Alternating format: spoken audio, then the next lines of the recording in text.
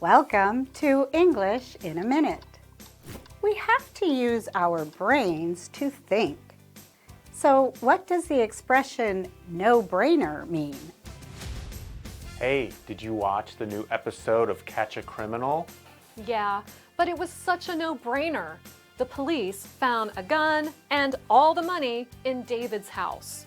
Well, what if David has a twin brother who lives with him?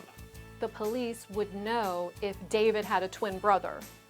Well, what if they don't know? Then they are really bad at their jobs. A no-brainer is something that requires little thought or is obvious. It also means it is easy to make the right choice. And that's English in a Minute.